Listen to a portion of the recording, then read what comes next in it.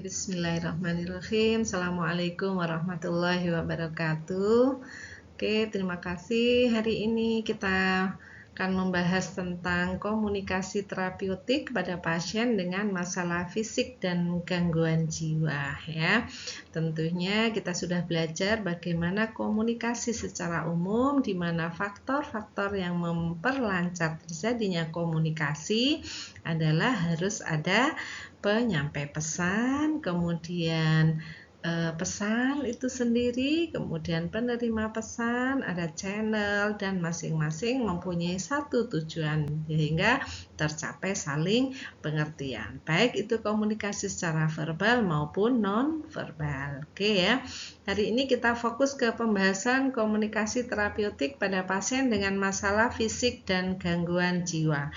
Nah, tentunya ketika kita di rumah sakit nanti kita akan ketemu dengan pasien-pasien dengan berbagai masalah yang ada ya. Bagaimana kita bisa menyesuaikan diri dengan masalah yang ada dan tentunya menuntut perawat agar mampu untuk melakukan komunikasi dengan baik, dengan lancar, dan tentunya komunikasi itu bisa menjadi terapi bagi pasien sehingga bisa meringankan beban dari pasien itu sendiri ya. Oke. Kita tahu pengertian dari komunikasi terapeutik bahwa komunikasi terapeutik adalah kemampuan ya atau keterampilan skill perawat yang harus dipunyai oleh perawat untuk membantu pasien dalam beradaptasi terhadap stres ya. Bagaimana mengatasi gangguan patologisnya dan bagaimana dia belajar ya berhubungan dengan orang lain dengan segala keterbatasannya. Artinya dalam kondisi apapun diharapkan kita mampu berkomunikasi dengan pasien untuk membantu pasien bisa beradaptasi, bisa mengatasi gangguannya dan bisa tetap berinteraksi dengan klien. Nah, kita lihat yang pertama adalah bagaimana pengertian dari gangguan fisik itu sendiri. Kita tahu bahwa fisik kita ini diberikan Allah dengan kesempurnaan ya, tetapi di sisi lain kita akan menghadapi berbagai pasien dengan kelainan fisik ya. Salah satunya mungkin penglihatannya, bisa pendengarannya, justru mungkin dari bicaranya juga ya. Jadi gangguan fisik ini suatu keadaan di mana seseorang mempunyai kekurangan pada anggota tubuhnya dan terganggu sistem organnya ya, baik itu dalam sensoriknya, baik dalam motoriknya, atau mungkin ada kekurangan dari salah satu anggota tubuh sehingga membuat pergerakannya juga akan terganggu ya. Oke, bagaimana komunikasi? Misal kita berhadapan dengan klien yang mengalami gangguan pendengaran ya. Pada pasien dengan gangguan pendengaran, media yang paling sesuai atau yang paling sering kita gunakan adalah media visual ya, karena pada dasarnya pendengarannya dia terganggu sehingga kita mengandalkan komunikasi kita dengan visual ya.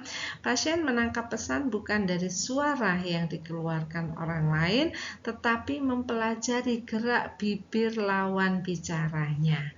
Nah, seperti apa ketika kita komunikasi dengan pasien dengan gangguan pendengaran? Yang pertama adalah jangan lupa orientasikan kehadiran kita dengan menyentuh pasien atau memposisikan diri di hadapan klien sehingga terlihat oleh klien. Jangan kita menyapa klien sebelum kita benar-benar terlihat oleh klien. Misalnya kita masih di belakang atau pas kita buka pintu pasiennya lagi berbaring. Nah, dia tidak mendengar kehadiran kita. Dia tidak mendengar ketika kita membuka pintu. Jadi sapalah ketika kita benar-benar berada sudah di depan pasien ya. Kemudian selanjutnya adalah gunakan bahasa dan kalimat yang sederhana dan bicaralah dengan perlahan untuk memudahkan pasien membaca gerak bibir kita ya. Jadi harus sabar ya, harus pelan, harus jelas supaya gerak bibir kita ini bisa terbaca oleh klien. Usahakan bicara dengan posisi tepat di hadapan atau di depan klien ya atau pasien, dan pertahankan sikap tubuh dan mimik wajah yang lazim ya. Jadi mimik wajah nonverbal kita itu sangat mendukung. Jadi kata-kata yang kita sampaikan, kalimat yang kita sampaikan ke klien. Jadi antara mimik wajah, antara nonverbal dan verbal kita juga harus sejalan ya.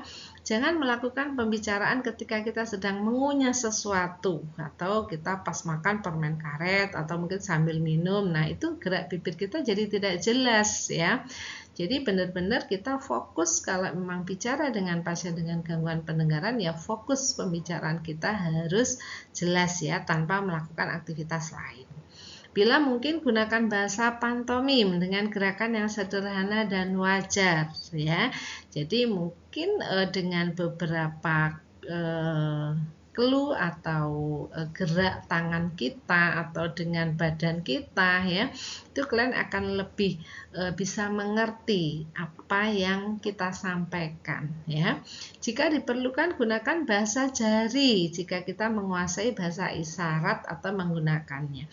Kalau memang pasien itu mungkin lama, nggak ada salahnya juga kita bisa belajar ya bagaimana paling tidak perintah-perintah sederhana dengan menggunakan bahasa isyarat. Ya, atau paling tidak di situ kan ada penunggu ya, ada penunggu, ada orang ketiga, itu kita bisa minta bantuan orang ketiga itu untuk menyampaikan pesan yang kita inginkan, yang kita sampaikan supaya sesuai dengan apa yang kita mau ya, atau sesuai dengan yang ingin kita sampaikan, sesuai dengan tujuan yang diharapkan ya. Apabila ada sesuatu yang sulit untuk dikomunikasikan, sampaikan dalam bentuk tulisan, gambar, atau simbol yang mudah dimengerti. Kalau memang tidak ada orang ketiga, kita juga bisa menggunakan dengan tulisan ya, dengan gambar atau simbol yang mudah dimengerti. Jadi kita pakai visual ya. Sekarang kan sudah ada HP ya, hampir semuanya orang itu punya HP, maka kita bisa gunakan komunikasi itu melalui tulisan di HP. Nah, itu untuk gangguan pendengaran ya. Sekarang untuk gangguan penglihatan ya. Biasanya gangguan penglihatan itu bisa terjadi karena di usia selanjutnya, atau mungkin baru lahir dia sudah mengalami gangguan kerusakan ya. Baik itu kerusakan organ yang menyebabkan dia benar-benar tidak bisa melihat, atau mungkin hanya remang-remang ya. Nah, gangguan penglihatan ini biasanya karena kerusakan kornea, bisa karena lensa mata, ada kekurangan dari humor vitreous, atau mungkin kerusakan saraf ya, saraf penglihatan yang menuju ke otak ya. Bagaimana komunikasinya dengan klien yang mengalami gangguan penglihatan? Yang pertama, sampaikan secara verbal keberadaan atau kehadiran kita ketika berada di dekat klien ya. Otomatis jarak kita dekat ya dengan klien, kita sampaikan bahwa kita sudah siap ada di dekat klien. Identifikasikan diri kita dengan menyebutkan nama ya. Sebutkan nama dengan jelas ya, dengan pelan dekat klien ya, dan terangkan alasan kita menyentuh atau mengucapkan kata-kata sebelum melakukan sentuhan apapun pada klien ya. Terangkan alasan kita ya. Jadi jangan tiba-tiba menyentuh ya, nanti kaget pasiennya ya. Bicara dengan menggunakan nada suara yang normal. Bila kondisi tidak memungkinkan, pasien bisa menerima pesan verbal secara visual ya. Nah, kalau memang tidak, maksudnya kalau dia tidak memungkinkan ya diberikan secara visual, ini kita bisa menggunakan nada suara ya, karena dia ini tidak bisa melihat ya. Jadi kalau memang ini harus disampaikan, ini gimana caranya, nggak ada yang nunggu misalnya ya, kita berusaha untuk menyampaikannya dengan pelan ya, karena ini kan pasiennya tidak bisa melihat ya. Jadi nada suara itu menjadi andalan ya untuk bisa dimengerti oleh klien ya. Jadi dalam kondisi ini nada suara kita memegang peranan besar yang bermakna bagi klien ya, supaya pesan yang kita sampaikan nyampe ya. Informasikan pada klien ketika kita akan meninggalkan ruangan atau meninggalkan klien atau mau terminasi ya. Orientasikan juga suara-suara dari sebelah kanan kirinya. Kalau memang ada klien di situ, klien lain, maka kita kenalkan itu siapa ya, supaya dia tidak merasa sendiri di sana. Ya, kemudian orientasikan juga pada lingkungannya. Kalau memang dia harus pindah ruangan, ya benar-benar diorientasikan kembali ya, karena memang dia tidak bisa melihat lingkungan sekitarnya ya. Kita harus bisa empati dengan kondisi klien. Ya, kemudian bagaimana kalau dia dengan gangguan bicara? Dia bisa mendengar, dia bisa melihat, tapi dia nggak bisa bicara ya. Biasanya ada gangguan pada organ lingual, kerusakan pita suara, atau mungkin gangguan dari saraf ya yang menyebabkan dia tidak bisa berbicara. Ya, pasien yang mengalami gangguan bicara umumnya telah belajar berkomunikasi dengan menggunakan bahasa isyarat dan menggunakan tulisan atau gambar ya. Jadi ada beberapa yang bisa dia gunakan untuk menyampaikan pesan ya.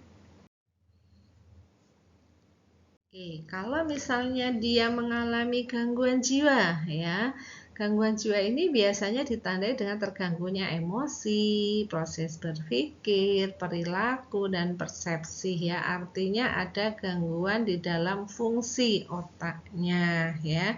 Nah, di gangguan jiwa ini biasanya ada beberapa macam ya gangguan jiwa. Nanti di keperawatan jiwa Anda akan belajar secara detail dari gangguan-gangguan jiwa yang ada yang biasanya dirawat di rumah sakit, baik itu di rumah sakit umum maupun di rumah sakit jiwa, dan jenis-jenis gangguannya seperti apa dan trik-trik untuk komunikasinya itu akan didalami lebih lanjut nanti di keperawatan jiwa ya.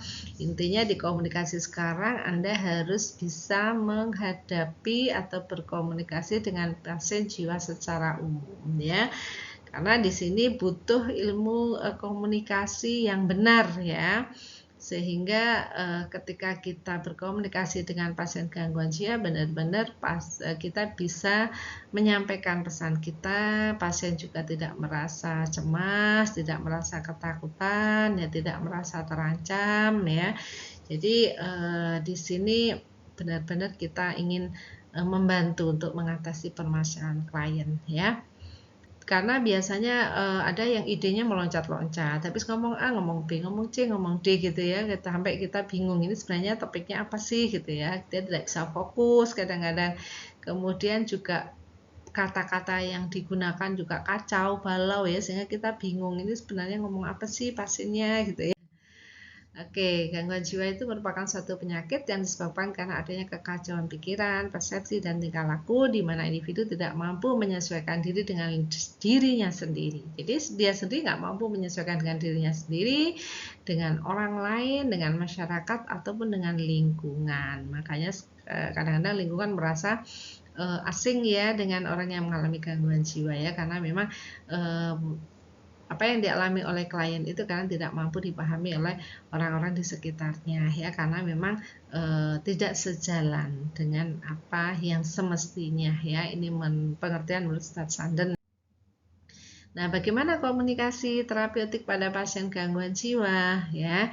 Misalnya kita menghadapi pasien halusinasi. Halusinasi itu dia kadang ngomong sendiri, dia mendengar suara-suara ya. Kadang-kadang biasanya pasien halusinasi seperti itu ya. Nah, pada pasien halusinasi maka perbanyaklah aktivitas, jangan sampai dia sendirian supaya halusinasi itu tidak muncul ya. Jadi kita memberikan aktivitas ke klien ya.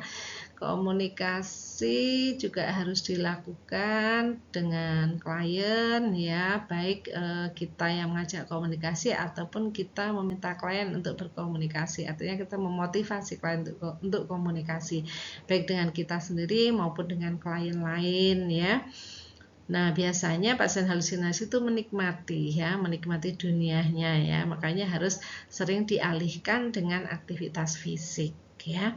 Kemudian kalau pasien itu misalnya diem aja ya, harga diri rendah ya, nah ini harus sering dikasih reinforcement, dikasih penguatan ya, kasih pujian, kasih penghargaan ya, supaya pasien ini harga dirinya tidak kronis ya. Artinya kalau pasien sudah mulai harga diri rendah, nah ini kita sebagai perawat harus bisa menguatkan pasien, memberikan semangat ya.